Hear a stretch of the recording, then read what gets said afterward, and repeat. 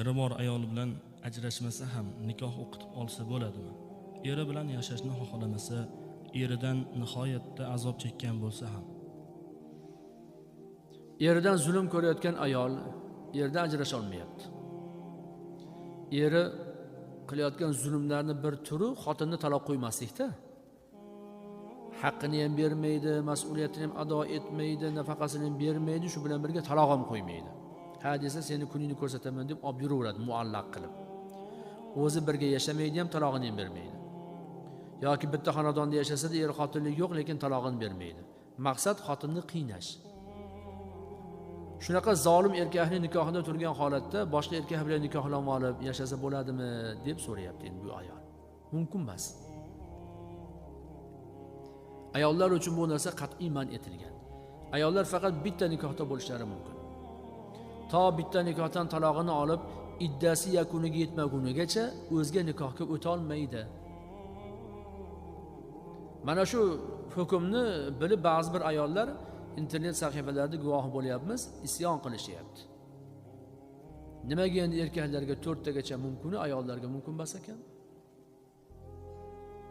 Bu biz chiqargan qonun qoida emas. Ilohiy qonun qoida. Qaysi ayol mabodo shu hukmni muhokama qiladigan bo'lsa, agar chuqurroq kirishadigan bo'lsa, iymonidan ayriladi.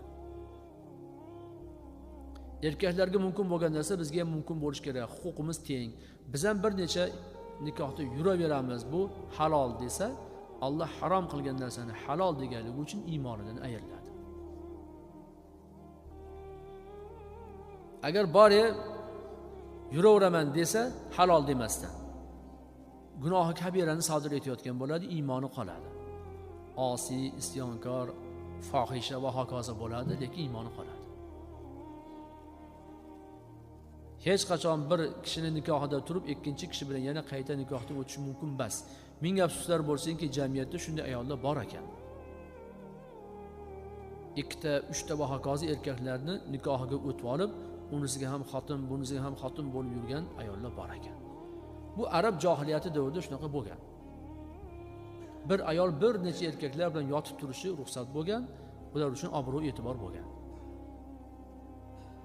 Johiliyat davrining barcha illatlari bekor qilinib, islomning nuri porlagandan keyin bu narsa ham bekor bo'lgan.